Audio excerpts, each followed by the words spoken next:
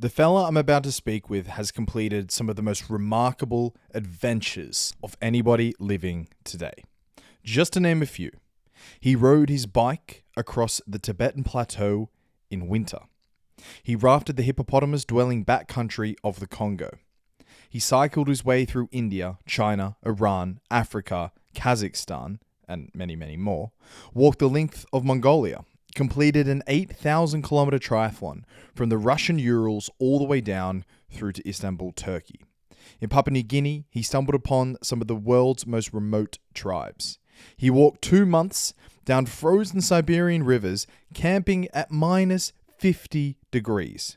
And then to top it all off, the fella that I'm about to speak with sat across from the baldest man in podcasting, the GOAT, Joe Rogan. Anyone who knows a thing or two about me, which is slowly becoming you, my dear listener, will be able to tell just how much I project a heavy dose of romanticism onto the adventures and explorations of this guest. I'm, of course, speaking about Charlie Walker, and in this podcast we speak about the combined journeys of his 2 books, Through Sand and Snow and On Roads That Echo. For more on Charlie, check out his 4-part series on the Adventure podcast, which will be linked. And of course, check him out on the great Joe Rogan. I hope Charlie becomes a regular guest on this podcast, so therefore, pump your good juice into the algorithm and let him know that it was this podcast that drew you in his direction. This podcast took me 5 hours to put together, but will only take you 5 seconds to review. So therefore, and again, pump that sweet, sweet juice into the algorithm. Leave those 5 stars on Spotify and a beautifully written review on Apple. And therefore, with absolutely nothing further, here is the great explorer, adventurer, Charlie Walker. Charlie, I wanted to start with this story from when you were 19 in West Africa. I think it was Guinea. Because you told that story in the book to make a point about not being a traveler for traveler's sake. It's a remarkable story, so I would wonder if you could tell it and then explain why you included it in the book. Sure. Well, I was backpacking around West Africa. I flew into Bamako in Mali, and a fairly short time after arriving, I heard that the sort of southwest of Guinea, down in the Sierra Leone border region, was quite an interesting, albeit slightly sort of dicey place to visit at that time. And of course, being a headstrong, hubristic idiot, I immediately rushed down there the second I heard that. And by immediately rushed down there, I think I probably spent something like 6 or 7 days cooped up in the back of bush taxis. But when I got down to this town called Kisidugu, I think, this is so long ago, it's either Kisidugu or Nzerekore, one of the two, I met this Sierra Leonean woman, and I hadn't really spoken English for a little bit. She was an English speaker. I've been getting by on my terrible French.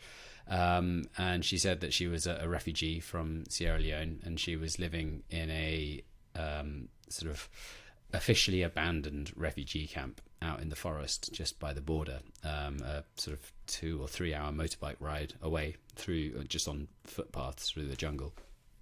And she said, you know, come and visit. You know, we've got quite a sort of, you know, we're in quite a bad situation, and we'd like the world to know. And I had to make sure that she was under no aspersions that I was a journalist or anything. I was just a student. I just finished my first year of studying English literature in Newcastle. But I said, yeah, you know, I'll come down and visit.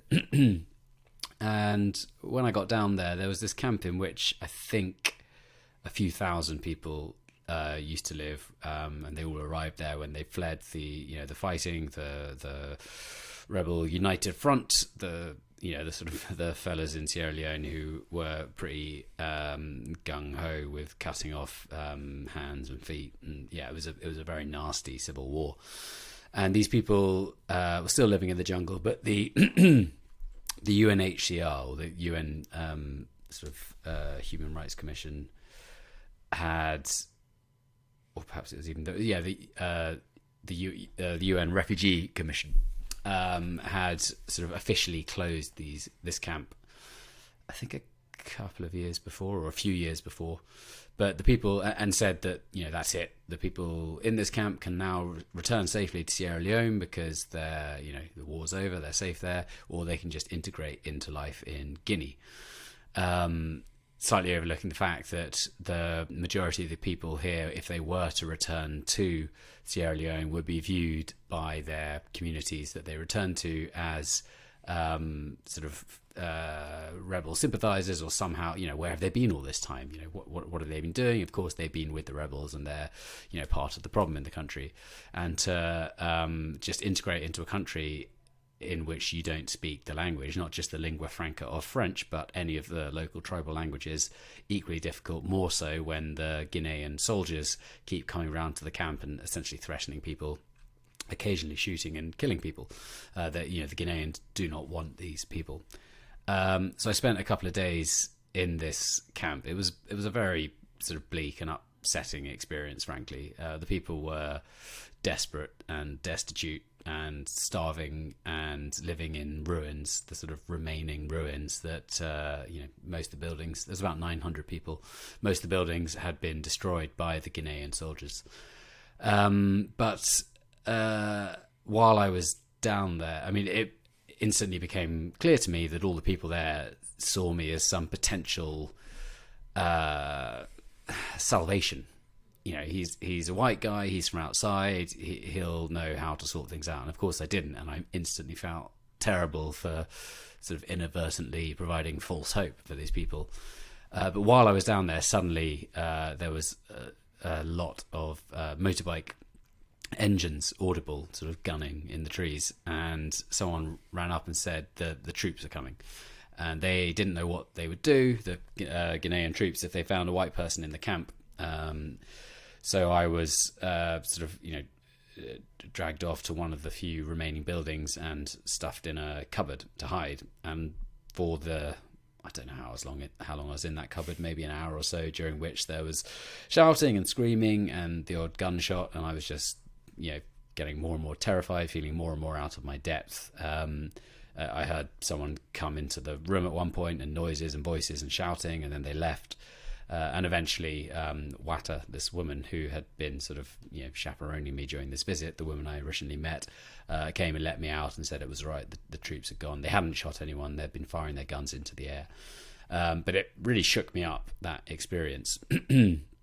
And it's a lot easier to write about this than to speak about it, because it doesn't reflect well as a story. But it quite profoundly impacted me, and I felt very determined that I could and should and would do something for these people. And a month or so later, I returned to the UK and I started looking into how to help, and hit quite a lot of sort of resistance at every turn. But then as a sort of young and as a young man who's not perhaps particularly good at committing or dedicating myself to things, it wasn't particularly long before it just sort of fell onto the back burner. And as far as I'm aware now, the refugees have left one way or another. They've either gone into Guinea or returned to Sierra Leone, or as some of them, as everyone was holding out for, I believe some of them were resettled eventually in Western countries. But it became, because as time went by, as the months turned, I sort of occasionally caught myself telling this as a story in which I was kind of the central character, as opposed to the people who were, who were the central characters and who were having such a hard time. And it became a bit of a kind of lesson to myself to try and avoid doing that. The reason I included that story in the book is it seemed relevant at a point when I was in a town in southwest China, in Yunnan province, where I met other people who were perhaps at similarly early stages in their life, or were recounting events from having been at similarly early stages in their life, where they were equally as sort of, rash and headstrong and naive and full of shit, frankly, as I was back then. And as best I can remember, because it's been 5 or 6 years since I wrote that book. That's why I included it. Sorry, not the tightest not the tightest explanation. No, that's okay. But it does leave, a little bit more on the table. For instance, details about the camp, details about this woman who was chaperoning you around. I suppose, these were as well morbid-ish tidbits that would have added a lot of flavor to your story. But the point was, why did you include it? Why did you feel like telling it at this point in the journey in the book?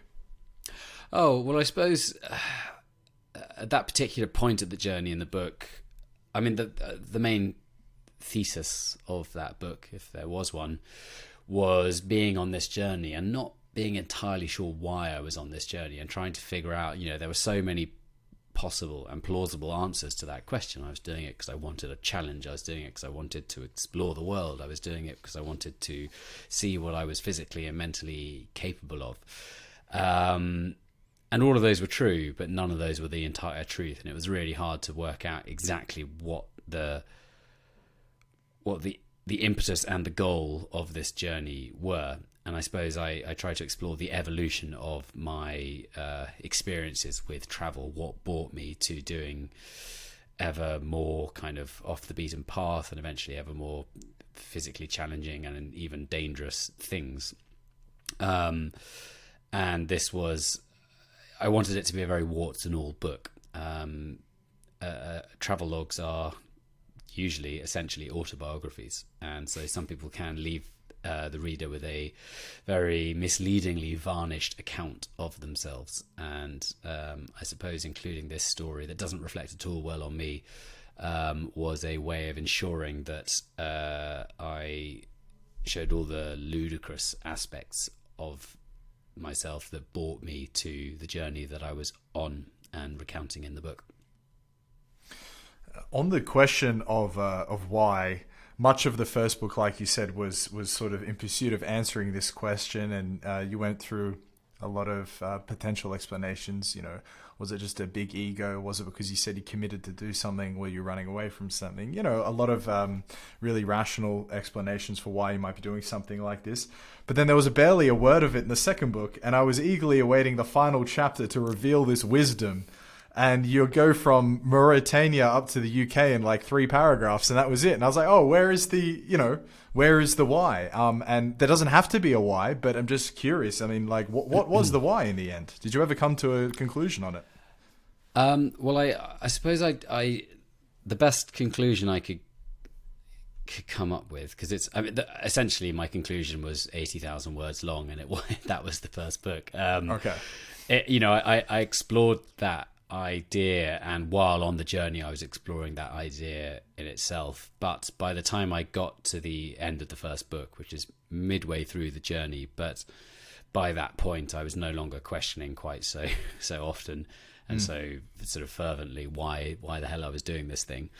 But by that point I suppose I had decided, or perhaps realized, that it was none and all of the above. It was the people I'd met, and yet it wasn't just that. It was the challenge and the growth I was experiencing, and yet of course that didn't sum it up entirely. And perhaps it was in some sense just the time and the opportunity to have that sort of long inflective experience and thought pattern, and the fact that there was not necessarily a finite or pithy answer at the end didn't matter so much, because having put myself through that thought process and having realized that life isn't black and white like that was possibly one of the bigger lessons that I picked up along the way. Have you read elsewhere finite, pithy, poetic answers that you really, really identify with? Yes and no. Yes, in that I'll frequently read an epilogue to a book, or even just a quote with which I really identify, but none of them, almost by default, can be the whole picture, the bigger picture. I mean, I filled my books at the start of each chapter with a quote that I felt in some sense chimed with the content of that chapter, and hopefully with the kind of broader thrust of the book.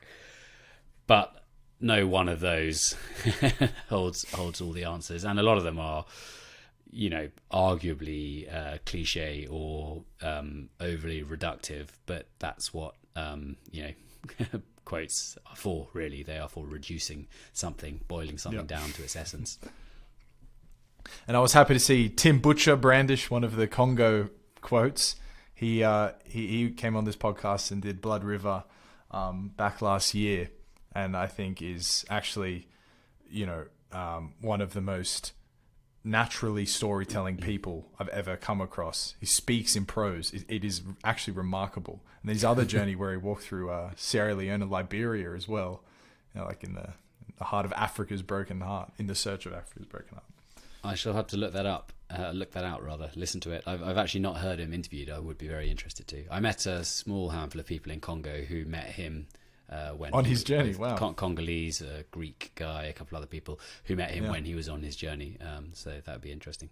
Yeah, 100%. I think you'll. Yeah, I mean, you have had such a rare experience, which you do share with him, which is this extraordinarily off the grid, risky type of adventure travel movement throughout that country. But on to the Unreal Adventure, which is 2 books, Through Sand and Snow and On the Roads That Echo.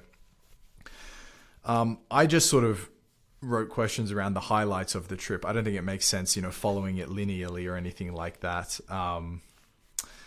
But the first one that stood out was Romania. You coming across it like out of a cheap Western film, this standoff. I haven't thought about that for years. Or shall I say what happened first? Absolutely. Well, again, in brief, I was cycling through Romania towards the end of summer, but it was still very hot. But it was at a time of year when it's just sort of like a picture of late summer Sicily from the 1930s or something. It's just scorched plains and fields. Everything's just parched and bleached white.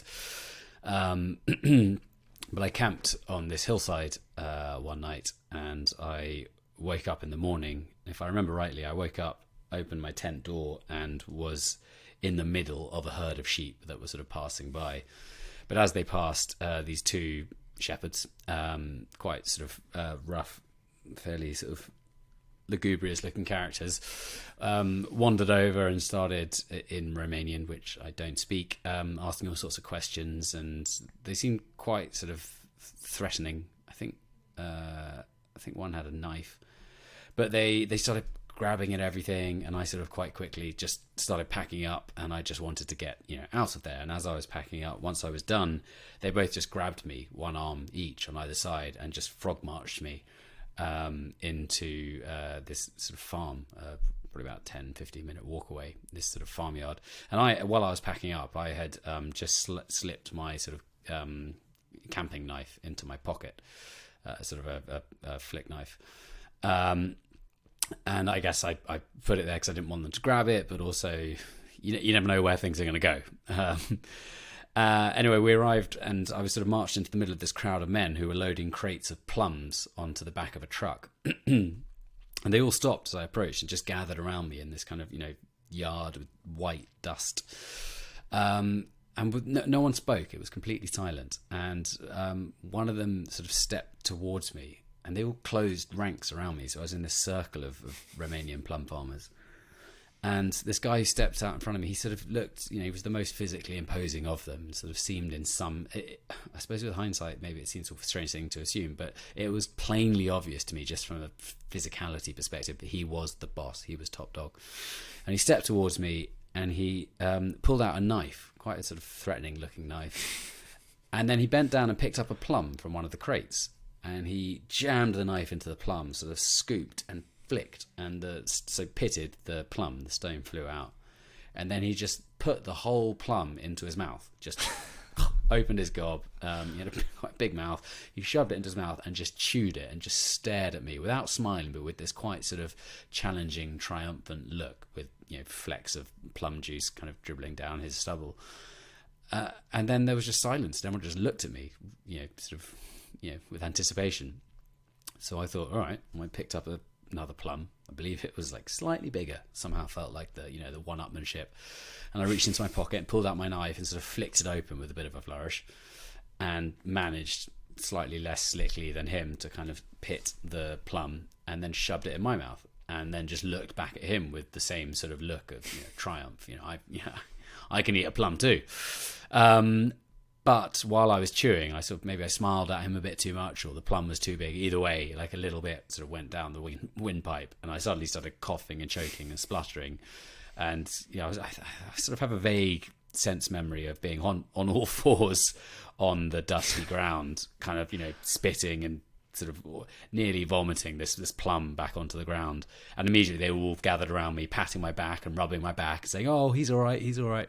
And then I was presented with a couple of kilograms of plums in a bag and wished good morning and sent on my way. It was and it was all over, and no one I hadn't really spoken a word to anyone. It was very strange. But those little experiences, and there were probably a few others like it over the years, which to this day I don't understand. But again, that doesn't really matter to me. It's just a sort of a bizarre, right. It's part of the colour of being in places where you normally aren't, because different things can happen. Anything can happen when you're out of your element. And those sort of little streaks of colour are, to me, what makes some of these journeys worthwhile.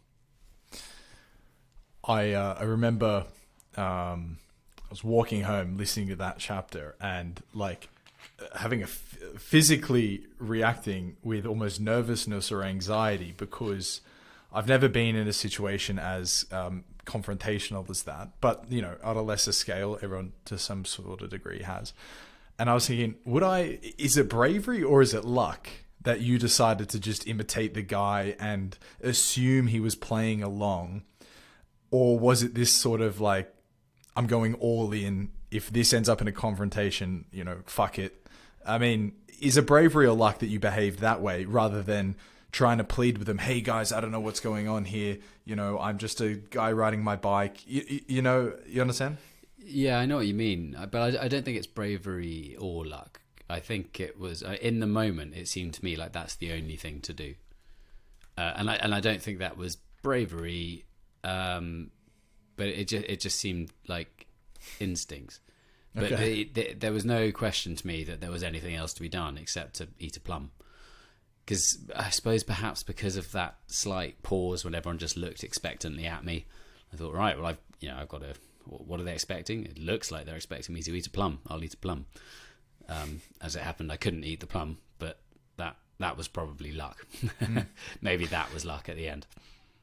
It's impossible to listen to this story of you riding a bike around the world and not just be confronted again and again and again with what the role that serendipity plays, like the just impossible randomness to predict the future, no matter how certain you might think the path is.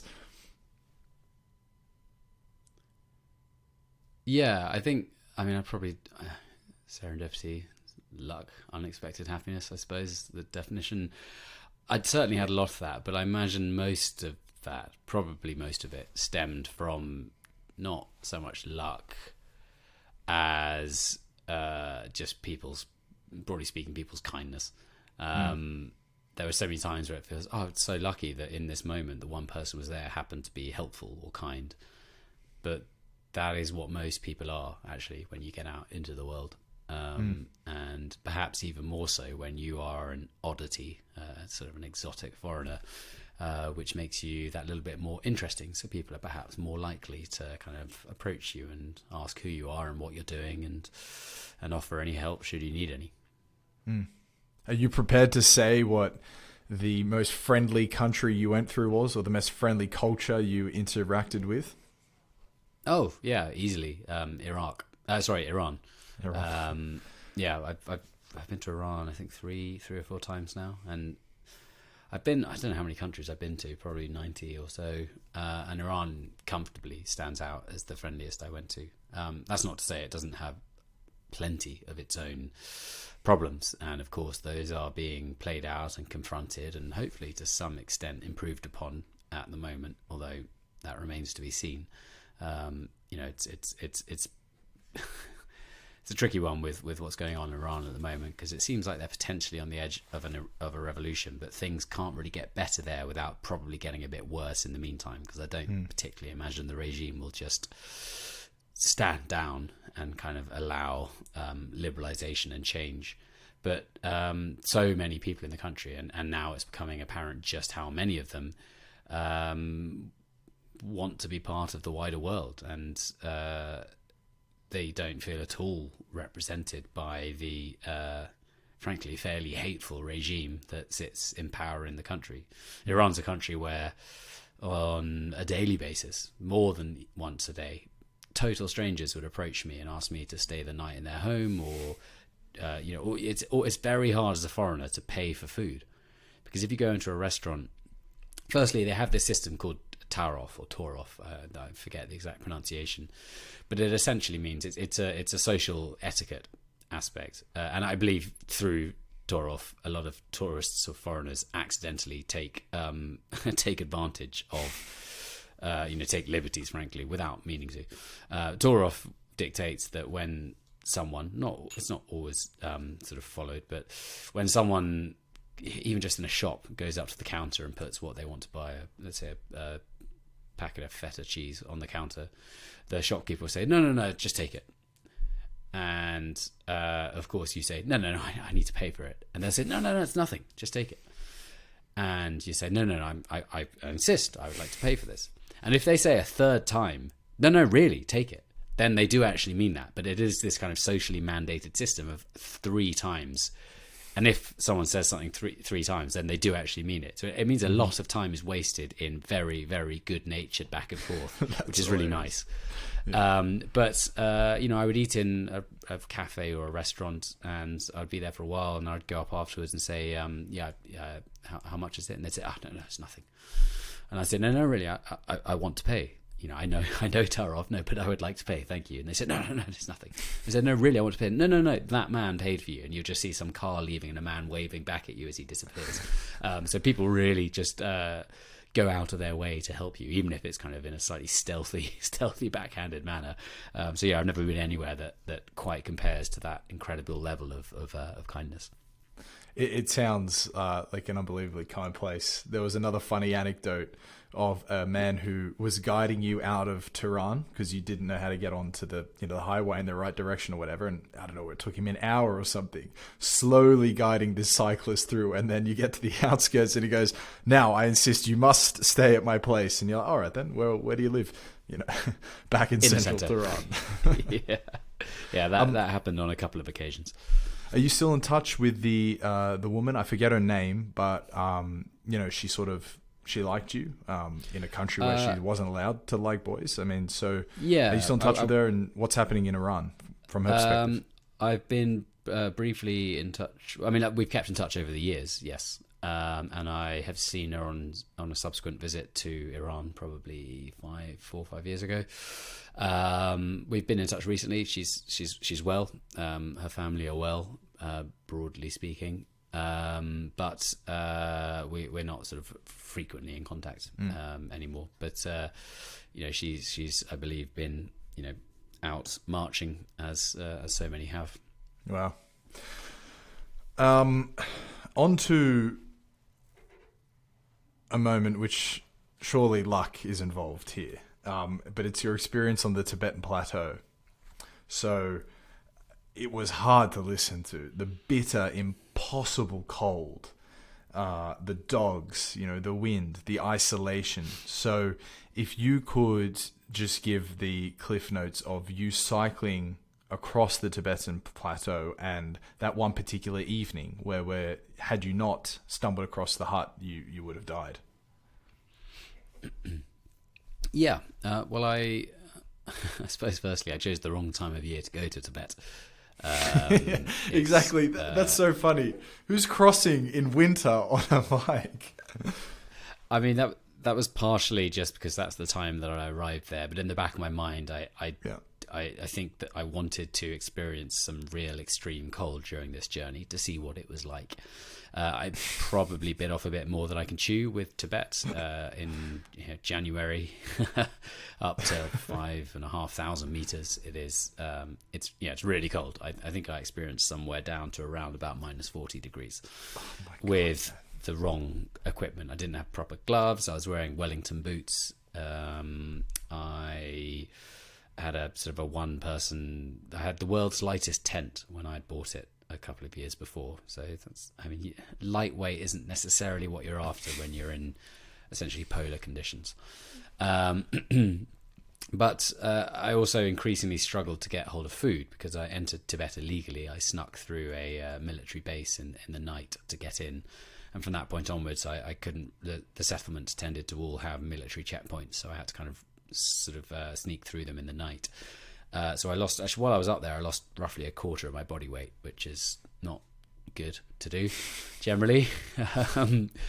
Probably starting to metabolize your organs by that point. But I had one particular day where I cycled up towards a mountain pass, and as I got sort of over the pass, it wasn't down the other side, but instead I came onto a sort of a big open plateau, and then very quickly it was just snowing everywhere, and within the space of perhaps half an hour, maybe a little more, I forget exactly, it's a while ago, I got entirely lost in a complete whiteout. I lost the road, and I found myself kind of trudging through shin-deep snow, and the sensation was just receding from my fingertips. So I was getting colder and colder. My feet were entirely numb, and I thought, this is it. I'm going to die. For the first time in my life, I thought, I am going to die now.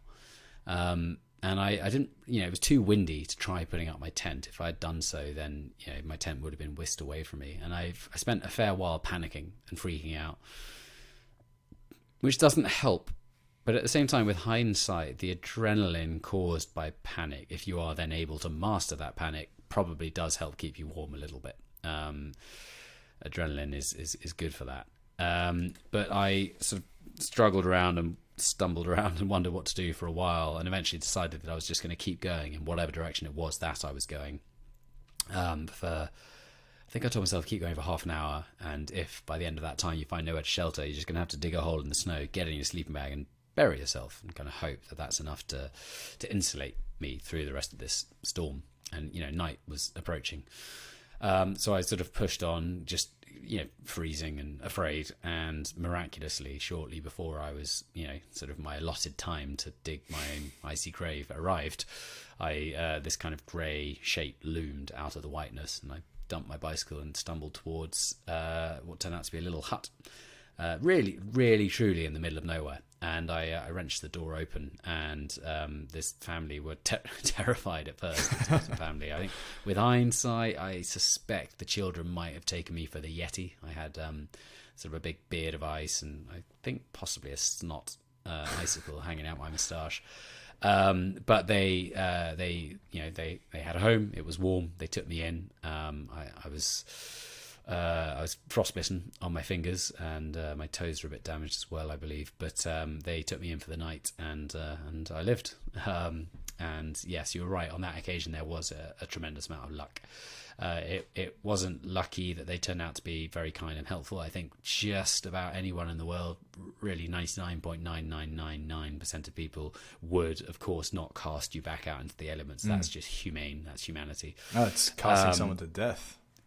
Well, exactly. And there are very, very few people in the world who are happy or able to do that. But it was very lucky that I did stumble upon their home, because no one was out looking for me. I didn't have a phone. If I did, it wouldn't have worked up there. I was really lost. So yeah, that was very lucky. I believe the title of that chapter was called Fear. You just mentioned fear, panic. I mean, is this like a traumatic experience for you to relive?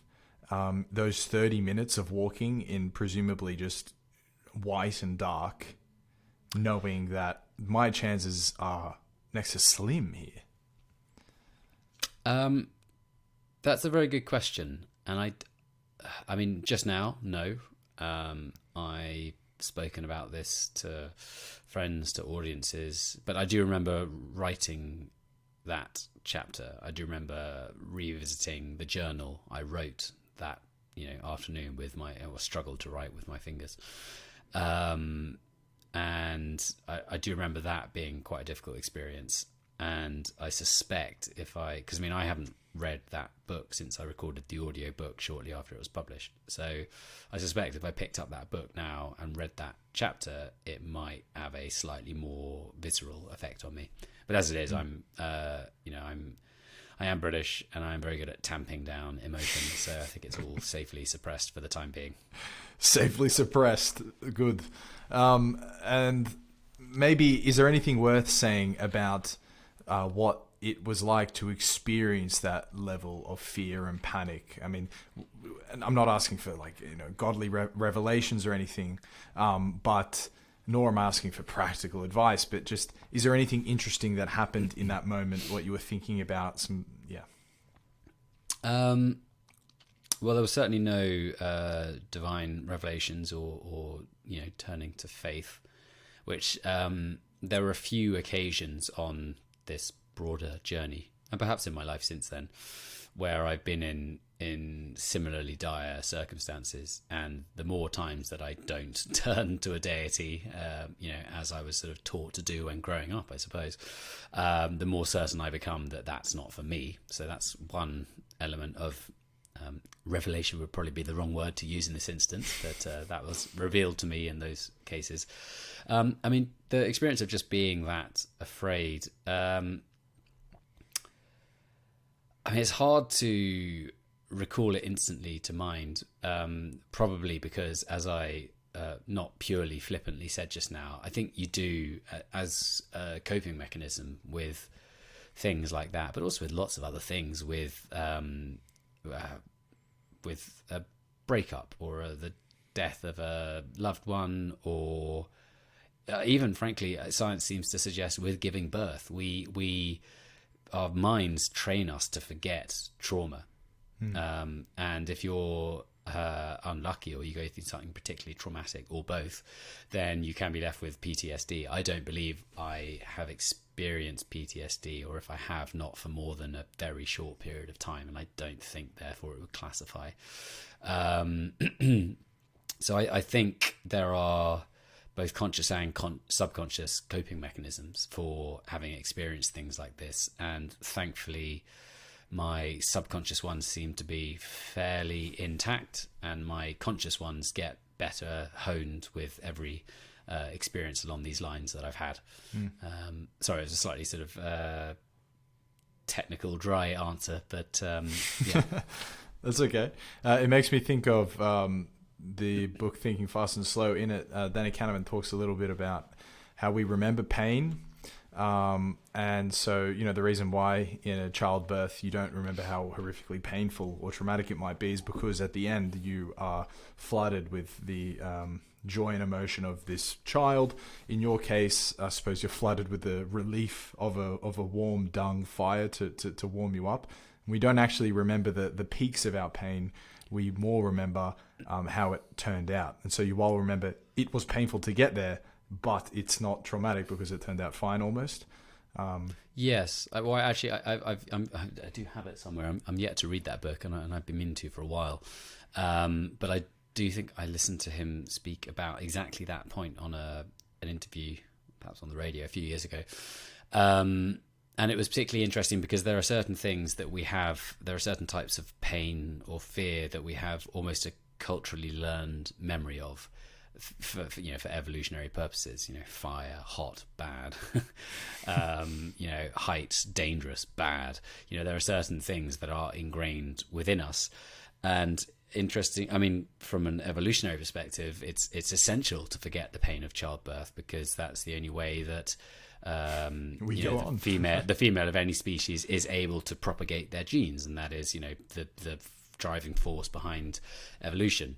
Whereas on the sort of converse to that is, the stupid things that I do, arguably for a living or for self-gratification or for sundry unexplained reasons that we referred to in the first question, they probably should stick with me. They probably should teach me not to do these things. But I think our sort of the cultural framework that we've built around our lives perhaps slightly better enable us to rationalize, or if convenient, irrationalize some of the fear and pain and trauma that we've experienced, to be able to go on doing things that we want to do as opposed to things that we need to do for survival. It is not a case of survival for me to go off and do these journeys. I do it because I want to. Speaking of podcasts, it was 2014, right? That Tibetan moment? No, that would have been 2011. 2011. Okay, yeah, so 2011 January or February 2011. So yeah, a while back. You then recovered in a hostel for 4 days and said you got to listen to your more than 30 minutes a day allotted podcasting time. Who are you listening to back in 2011? You were truly an OG podcaster, if that's the case. Well, the podcast landscape back in 2011 was, I mean, from what I remember listening to, it was largely stuff from the radio that was then put onto podcasts. Right. So I was listening to a lot of documentaries from Radio 4, BBC Radio 4, Crossing Continents and the weekly comedy show and Start the Week. It was quite a lot of sort of cultural and documentary based stuff, arts and culture. I'm trying to think who else there was. I mean, there weren't a great deal of podcasts around back then, but there were some. I mean, actually, they were already, when did they start? I guess they would have started about 2000. I think it really kicked off in like 2015 with Sam Harris and Joe Rogan really kicked off, and then everyone came around and saw how much, audience and reach they were getting. Yeah, I didn't listen to, well, I suppose there weren't that many. I'm really struggling to remember. I think it was a lot of BBC stuff. Right, cool. No, it's just, it was an interesting side note.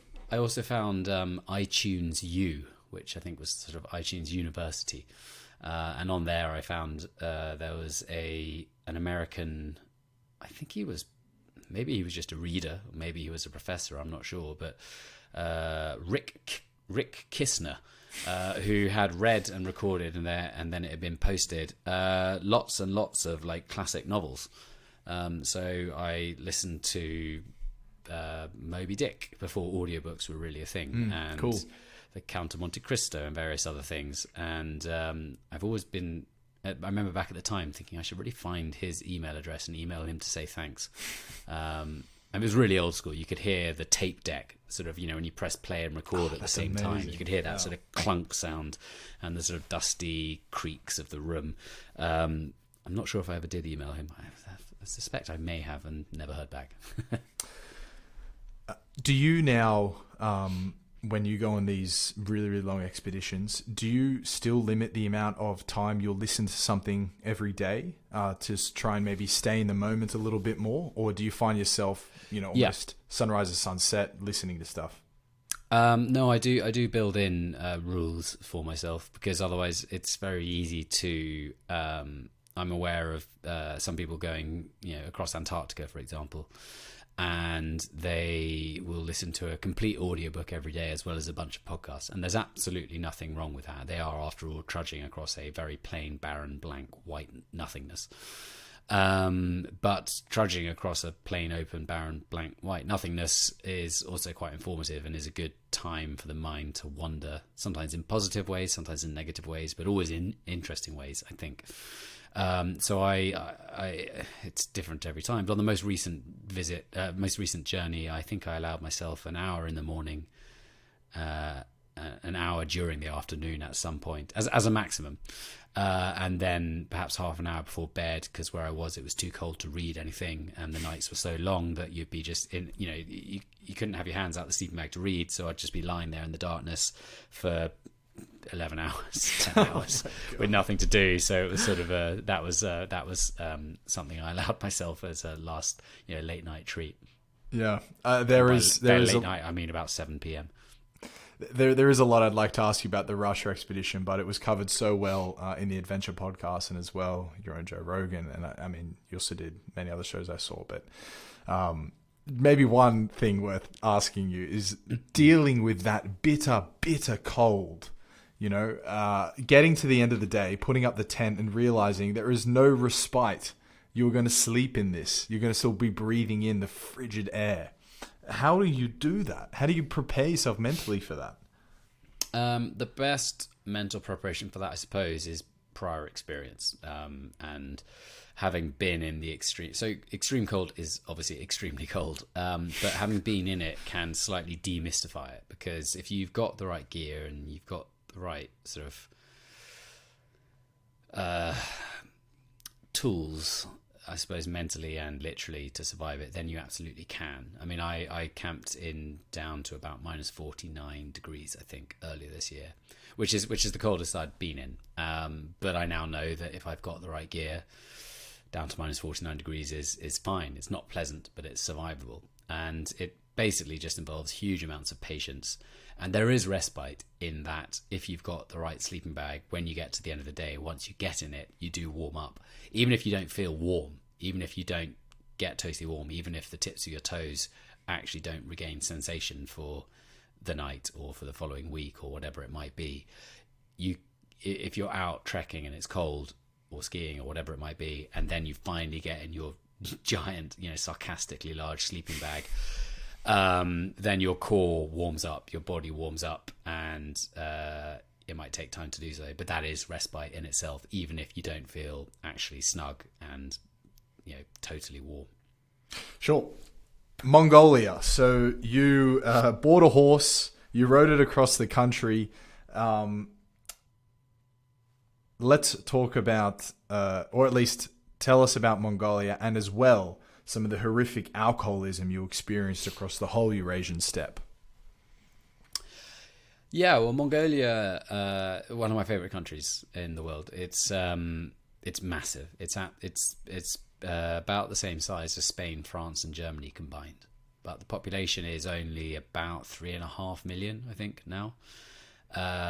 Roughly half of whom live in the capital city, Ulaanbaatar. So the rest of the countryside is massive, and it's the most sparsely populated country on Earth. There's something like a square kilometre per person if everyone's spaced out evenly.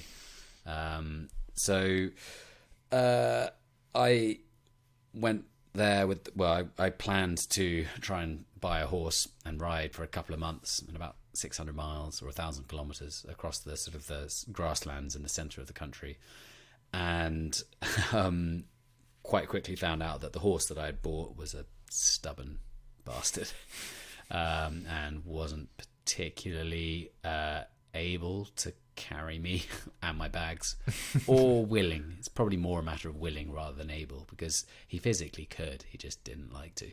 He would throw you. And so for the first month, it was just me with this horse trying to kind of chivvy him along. For the second month, a Spanish guy I'd met previously came and joined us, and we just walked together. But during this journey, I would go a day or two without seeing anyone, but then every couple of days, at least really, you'd pass through a valley and you'd see some yurts in the distance, and go and say hello, or top up in water, or ask to buy some food or whatever. And people were always very friendly, but just everyone drank all the time. It was really shocking. I remember going to one small town, rural town, when they were having their summer festival, or Nardam, which just means festival. People call it the Nardam Festival. It's like the Sahara Desert means the desert. But at Nardam, in this small town, Bulgan, I arrived. I felt like a cowboy, sort of strolling into town with a small hatchet axe slung through my belt, and leading a horse behind me and wearing a cowboy hat I found out on the steppe. But I just watched for 2 days as as people gathered from the huge region around. They all drove in or rode in, arrived, and just drank and drank and drank and drank, to the point where people got quite violent. I noticed there was a lot of I had a few times in Mongolia where people were sort of mischievously irritating when they were drunk. They would cut my horse loose, or untie it and scare it away. So I spent quite a lot of time just chasing this damn horse up and down the sort of dusty, sort of one horse streets of little villages. Yeah, I think the well, I remember arriving in the border town between China and Mongolia, roughly halfway between the Mongolian capital and Beijing. At that point, I was just hiking without a horse, and I arrived in this town. And there was two supermarkets, I think, in the center of town, and I went to one of them to stock up on food to sort of get me as far as I could across the desert. And in the supermarket, there were just two aisles. One had food and one had vodka. And while I was in there, two men in the vodka aisle started fighting. And neither was wearing tops, or perhaps one tore his top off the other one. I can't remember. But they were both absolutely hammered, and they started beating the shit out of each other. And one of them, I think, knocked or tackled the other one into a shelf of vodka bottles. So they, this kind of stack of shelves of vodka bottles collapsed on them, and they were just lying there on the floor amongst all this broken glass and sort of pools of vodka. And you know, if you get a cut and then put it under a tap or in a bowl of water, it looks like a lot of blood, even if it's a small cut. Suddenly, these guys were lying in a big bloody pool of vodka, still fighting, and a policeman came along and just started hitting them both, and eventually dragged them out. Like, it was, and no one else really sort of looked twice at that. It was bizarre, and there were a number of occasions in yurts, in towns, in the capital, where people were just so drunk, far too drunk for their own good, and it's a real blight to the society there. And I actually think and hope there's been a bit of a movement among younger people to kind of try and moderate alcohol a little bit more, as arguably there has been in the West as well. But I haven't been back for about 5 years, so I'm not entirely sure what the state of affairs is now. What were the explanations people would give you for the alcoholism? I mean, addiction, definitely, as a starter. Cheap abundance of it. A bottle, a litre, or a 70 centilitre bottle of vodka is available for $1, less even. I mean, it's paint stripper. It's really unpleasant to drink. They do have some very nice vodkas as well. Chinggis Black springs to mind as a nice one. It's a bit like Chinggis is the Johnny Walker equivalent. There's every colour of Chinggis Khan vodka. Nice. It's a legacy from being a sort of Russian satellite state. Mongolia wasn't officially part of the USSR, but it was a protectorate. It was controlled by Russia. It was a sort of buffer zone between China and the USSR. Not that there still wasn't a big border between those two regions, but yeah, I mean, there's all sorts of different reasons. Also, there's not necessarily a great deal for some people to do nowadays. Formerly herding would have taken a lot of people a lot of time on their horses, chasing their herds of goats and sheep and camels and horses, keeping tabs on them around the valleys across the steppe. But now with binoculars and motorbikes, one man can do what formerly 6 or 7 or 8 men would have done, and so that man can do that drunk, and often does. So I mean, I'm not someone to speak authoritatively on this, but I think there are a lot of reasons as to why things have happened that way. But that's the case across a lot of the former Soviet world. You go to Kazakhstan, you go to Kyrgyzstan, Uzbekistan, Georgia. It doesn't really matter where you go. In all these countries, you will, most of them perhaps, you will meet people who are, outrageously drunk at 9:30 a.m. on a Wednesday. Alcoholism is a massive problem in these countries, and indeed in Russia. Forgive me if it feels like I'm just jumping around topics here, but there's 30 minutes left, and we still haven't gotten through to the Congo. No problem. Before we enter Africa, I just wanted to see how you thought more about risk. There was a couple you met at some point during the journey who had passed away because they were hit by a lorry, no fault of their own, just the risk of rolling the dice when you ride the bike. You went 50,000 kilometers with no helmet on. Presumably, there were many times where in 9 alternative universes you were wiped out. So, how do you think about risk when you're making decisions like eventually, rafting down the Congo River? Well, Well, I think the truth is I didn't used to think about it.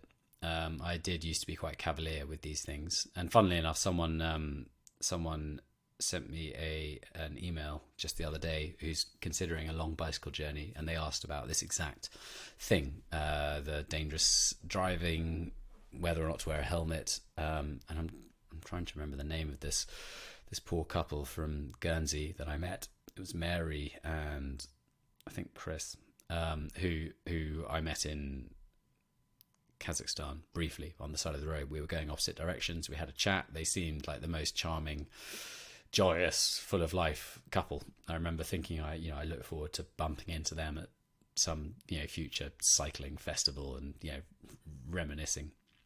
And then a few months on, I heard that they'd both been hit by a sort of wayward driver accidentally in not far from Bangkok, and they've both been instantly killed. And that's probably the first time I started really thinking about risk, despite having already cycled through India and China, which for my money were probably the two most dangerous places to cycle.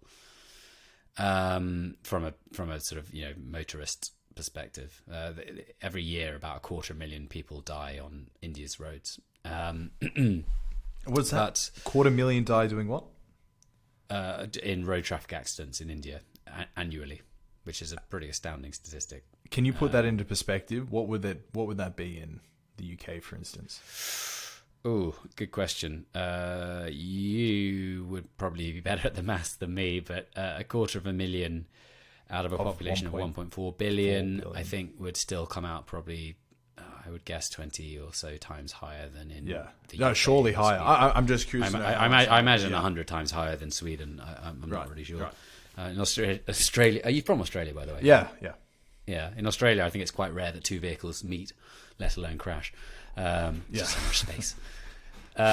But with regards to risk, I did start to think more about it the more near misses I had. And frankly, cycling through the winter in Tibet, or paddling down a river in Congo, or the various dangerous things I did, most of them arguably pale in comparison to the sheer amount of time I spent on roads where people did drive very dangerously. And I had a lot of near misses on roads, which I think I got very good at just kind of forgetting about half a day later, because you just can't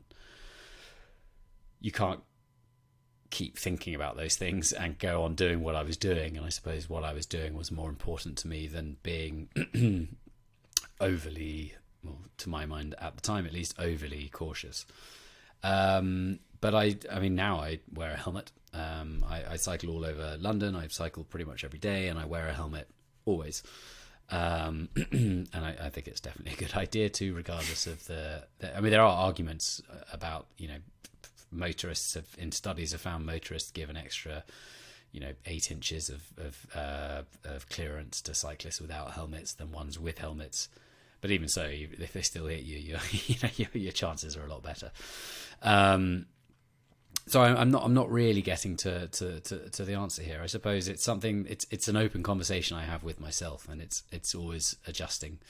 I try to take calculated risk nowadays rather than just foolhardy, thoughtless just fuck it risk. Exactly. Yeah. And occasionally that still happens, but I try to avoid that. Yeah. Then wheel us into the Congo. Describe this amazing, bountiful country to us. Well, firstly, it's massive. Congo is, I'm just putting out stats about the size of countries now, aren't I? We've done Mongolia. Well, Congo is, if you fly from the westernmost to the easternmost points from one to the other in Congo, that's the same distance as London to Moscow. And it's the same from the northernmost to the southernmost point. So Congo is, give or take, the size of, it's bigger than Western Europe. It's absolutely huge. I'm sure Tim Butcher would have been able to give, actually, I probably got that stat from his book. Maybe. But it's a fascinating place. It's had an unbelievably tumultuous history. It's been just shit show after shit show after shit show for, I'd say, 200 years. I was visiting with a friend, with a Scottish fella who was motorbiking down the east side of Africa when I was cycling. We met a few times. This guy called Archie Leeming, a very good photographer. If anyone wants to check out his photography, archieleeming.com, I believe. But Archie and I were staying in the, broadly speaking, safe parts of DRC. You know, the east is... Well, actually, there's fighting again now, right as we speak. The last couple of weeks, I think already a few 100,000 refugees have gathered on the slopes of the volcano to escape their villages.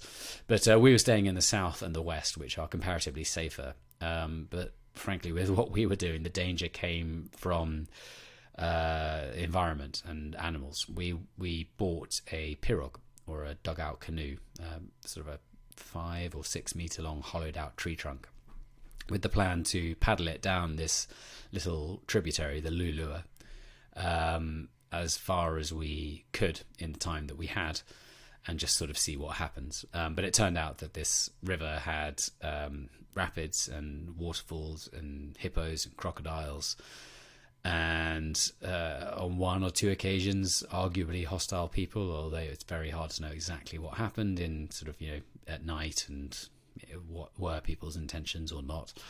But we had one of the most fraught months of my life barreling down this river, and it turns out there's a good reason why no one else paddles up and down this river, because it is sort of technically impassable. If you had a raft, an actual raft, you might be able to bounce down it quite nicely, but with a essentially sitting on a log with 2 bicycles and a bunch of heavy gear, that would all float off in different directions every time we sank, which was frequently. It was really challenging. It was quite a frightening time, and I'm very, very glad that I don't think I would have done that journey if I hadn't had the company. I was very glad to have a friend with me for that 1 month on the river, but actually more broadly for the 3 months in Congo, because we had a few sort of dodgy encounters, and then I got quite badly ill. I got typhoid fever and sort of malignant malaria, or severe strain of malaria. Well, yeah, that's the kind of the simplified term for Plasmodium falciparum, which is there's kind of 2, broadly speaking, 2 grades of malaria, and a bunch of strains different within them. But I had the more dangerous form of malaria, so I got really quite ill, and was I've been told by doctors since, was very lucky to sort of get by without more serious or lasting consequences. Did you ever see a hippo? We heard them a few nights. To the best of my memory, we didn't see one. We had to camp a couple of times on the bank in sort of channels of elephant grass, or next to them, that had been trod down by hippos, by the looks of things, quite recently. There was one night before, when we were in Zambia, before we crossed into the Congo, the same 2 of us, where a hippo walked between our 2 tents, and that was quite frightening. So we did see a hippo there, but not on the river later in the Congo. But yeah, we heard them a few nights. I remember one night camping on an island and hearing them all around us, and that was it was kind of cool, but at the same time a little bit frightening. So the sense of adventure, to think about doing something like that, to then plan for something like that, but then to actually go through and do it. I'm sure whether people tell you, whether you realize yourself, it's extremely rare. So do you ever find it difficult to get people to relate to your experience, or you to relate to them, how they might not have this sense of adventure, of doing something unknown, a little bit risky, pathless trodden type thing? Yeah. Well, I suppose... so it's become normalized to me, of course, and I know people who do. I've got a couple of friends who are base jumpers. I know people who do arguably much more risky, much more stupid, frankly, things than what I do, because that's their passion and they pursue it. I probably do sometimes struggle or get a bit sort of thoughtless or lazy or complacent about sort of making the effort to explain or express or qualify the mindset behind doing things like this, or the level of risk involved. Sometimes that probably can be quite difficult. I'm less asking about risk and more the where the motivation comes, or just the sense, wanderlust is a lazy word, I wish I had a better one, but the sense of wanting to do it in the first place, you imagining going down this river, hearing the sounds of the Congolese jungle, potentially having interactions with other people, the risk we've spoken about, but more that side of things. Why would you even do it in the first place? People not being able to maybe relate to you on that level. Well, I suppose, we sort of, in some sense, come full circle there, because that does refer back to the first question, where if I'm not particularly able to, at least pithily, answer why I do these things myself, it's definitely, therefore, by extension, hard to explain to other people why I do them. And again, to me, it's no longer, I don't question why I want to do them particularly for myself, because I just know that I do. But obviously, understandably, that's not really good enough for most people. So yeah, I mean, I think my motivations have changed over time, perhaps from ones that are less explicable, just wanting to struggle, to ones that are perhaps more understandable, because nowadays, with the journeys I've done in the last few years, they tend to be about getting to a place where there are interesting people that you might not get the opportunity to come across in day-to-day life. Say a New Guinean highland villager, far off the beaten track, or a reindeer herder on the tundra in far northeast Arctic Siberia, and it's those people that, as much as anything else, drive me. I really want to get to visit them, to learn about them, and to understand them. And I think people find that quite understandable. I think that's a relatively relatable instinct.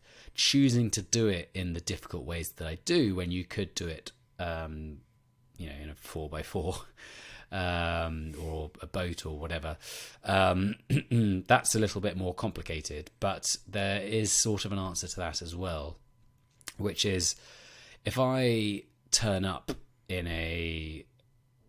if I got winched in out of a helicopter into a small village up in the highlands in New Guinea, a 10-day walk from the nearest, drivable road, I would immediately create or build a distance between me and the people I'm about to encounter, because I would be this, there's a distance anyway. I'm a white guy, a foreigner, I'm from the other side of the world. I've been able to afford to fly, possibly 3 or 4 flights to get there.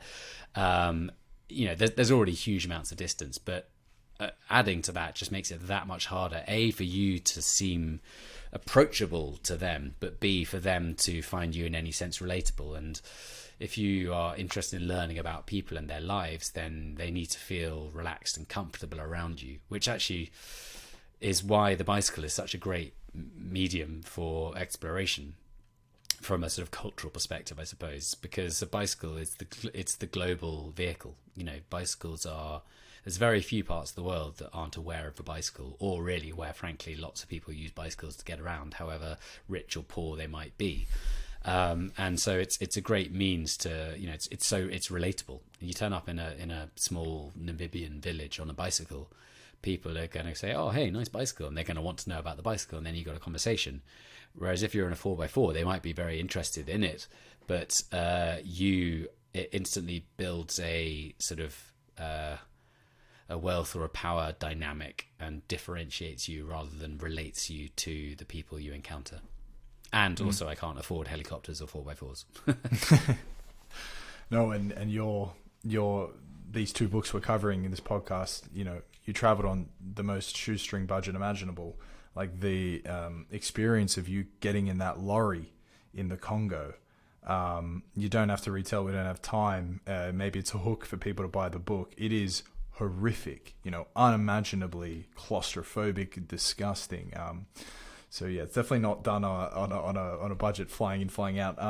But I wanted, this question sort of just came to me because you're explaining your motivations for why you want to do what you do. And then as well, this leads into a text exchange we had before.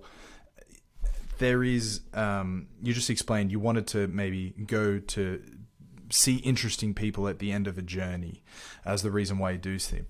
You've been on the Joe Rogan Experience. You're I mean, I don't know how this makes you feel, but maybe famous guy. Like, you have a big profile now, which means the economics of your next decision change, and that surely must influence the motivation. What about like the ego? How's the ego affected? You know, is this now just like, what's the next cool adventure Charlie can do?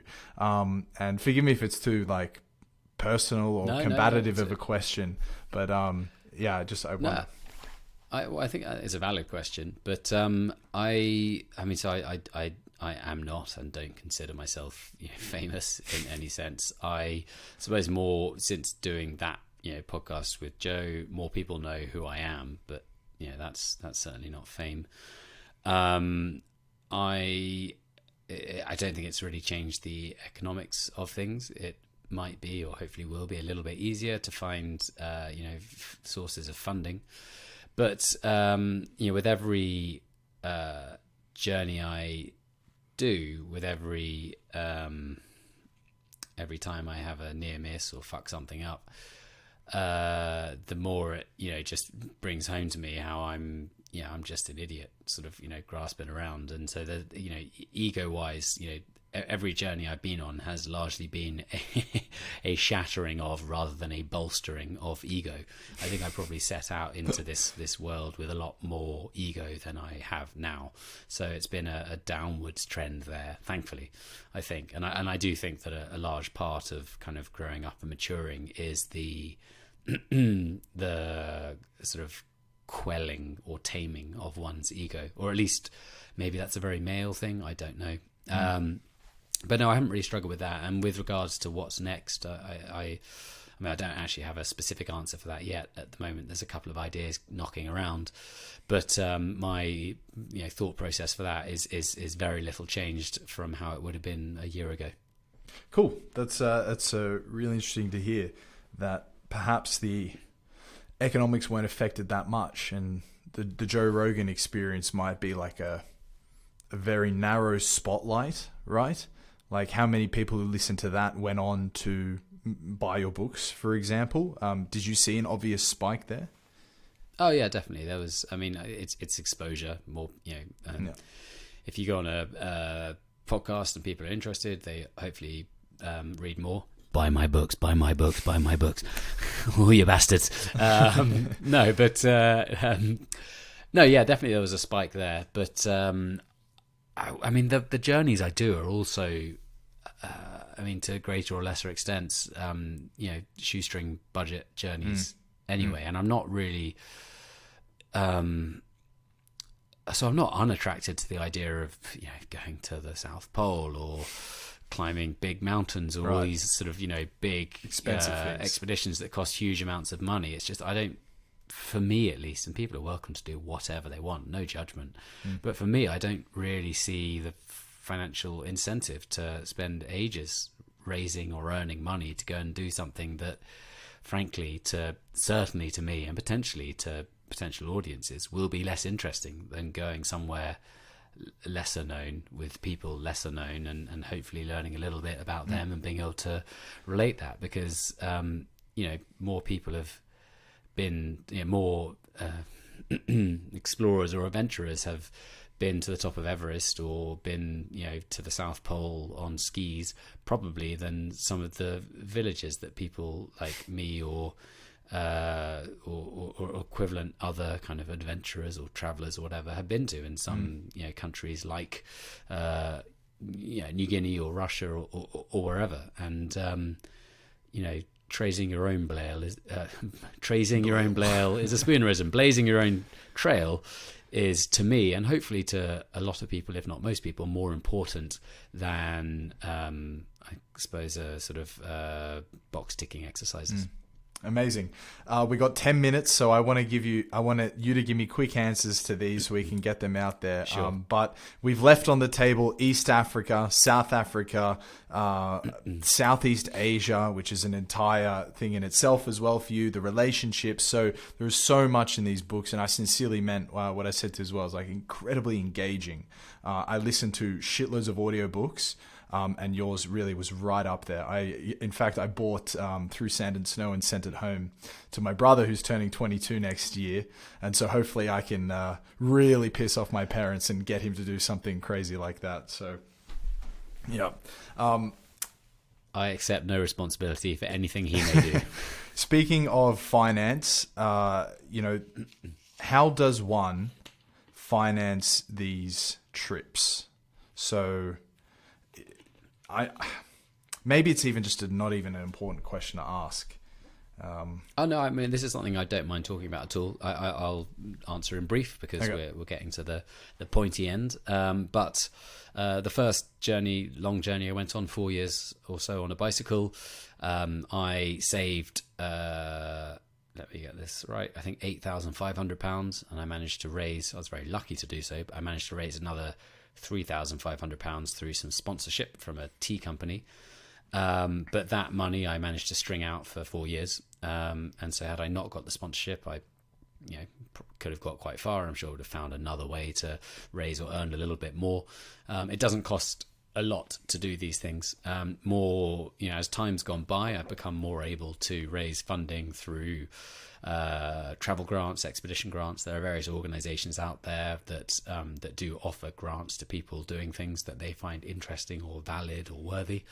And the more time goes by, the more it becomes possible for me, at least, to get some kit sponsored. So yeah, there's no big secret to funding, but there's also no shortcut. So you're cold emailing people for kit, and back before you had a profile and expeditions to lean on as a proof of authority, I will actually do this. It is as well just really long application processes that are really well researched and like a good essay type deal. Yeah, that kind of thing, and also being willing to put some of your own money into it. If I feel that if I want to do these things, then I put my money where my mouth is. I do these things, and then I have stories I can write and speak about afterwards. Give lectures to audiences and write books or whatever. And a little bit of speculative money is fine by me. Hopefully not all of it. I want to get a real gut check response from you, and please tell me if you think it's a terrible idea or if you think it's unethical or anything. Walk around Taiwan. So go there with no money, just a tent, and almost ask for and just embrace the hospitality of the people and walk around the perimeter of the country. Gut check response from you. Am I doing this just because look how special and cool I am? Or is this actually, could this be an interesting story to tell, the difference between Taiwan and China, the hospitality and everything else? My gut instinct is I wouldn't want to do that. I'm aware of various people over the years. I've met some doing journeys along those lines. Cycling the length of South Africa without money, I've met a few cycle tourists.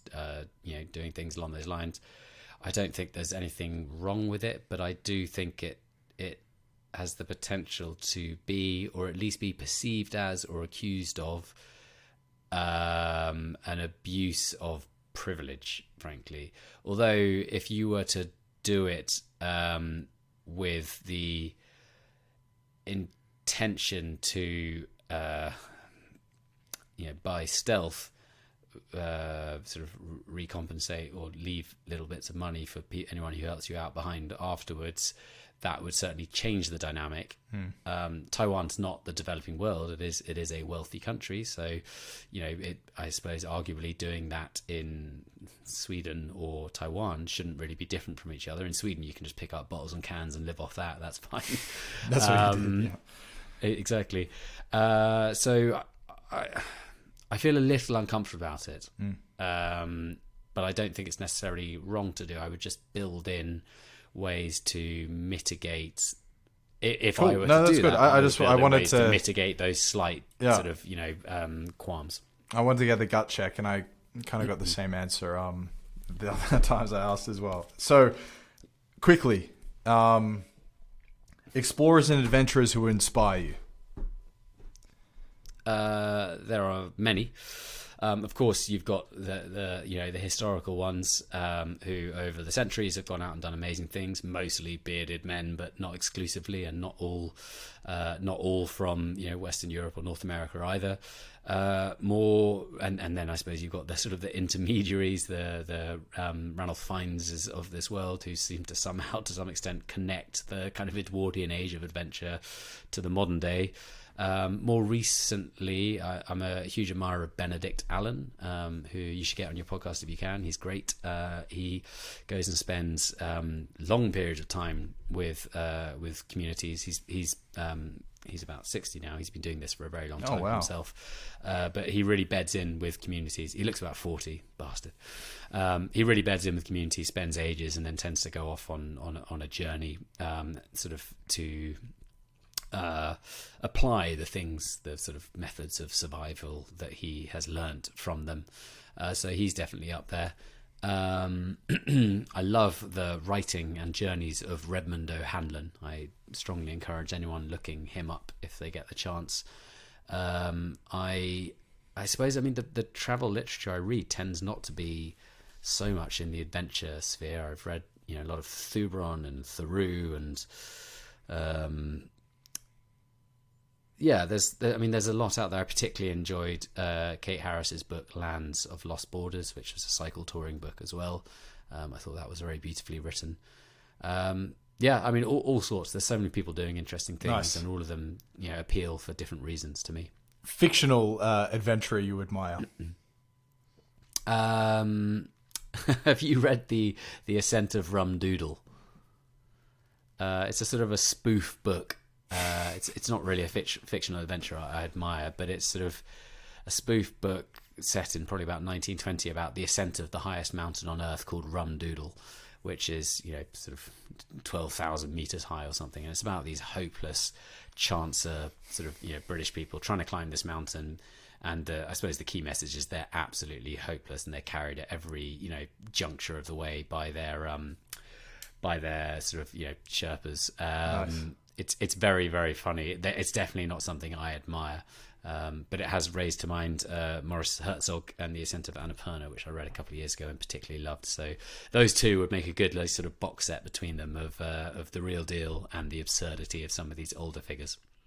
So there is real eclectic mix of different travel memoir writers, adventure writers, also sort of anthropology, sociology writers there, and there's 100% a sense of it in your two books. And I actually noticed more in the second half of the book, you lean into that a little bit more, try and give more explanation of economic development in a place you might be, cultural tensions and so forth, and it became less autobiographical.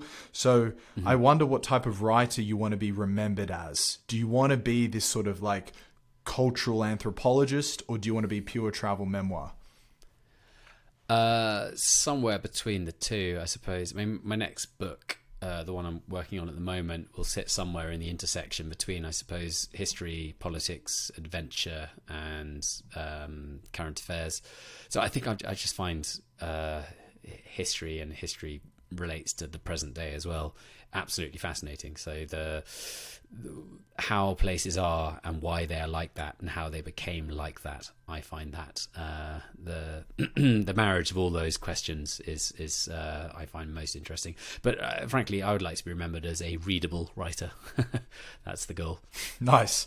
Beautiful. Final two, a country that you're particularly bullish on. Bullish on how? However you want to define it, but whether it's economically, culturally, something good's happening to them, your definition of bullish. But basically you think it's got an upward trajectory. Oh, okay. Kyrgyzstan. I think it's standing out a little bit from the other stans in that region of the world. It's somewhere now that foreigners can visit from about 60 or 70 different nations for 2 months without a visa. It's a beautiful place. It's kind of it's not becoming an economic powerhouse or anything. It is still a very much a developing country, but it is developing fast, and it is.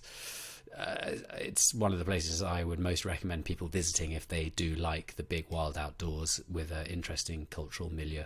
Amazing. Finally, Charlie, if you could witness a conversation between any two people in history, dead or alive, no language barrier, so a podcast, who are you listening to?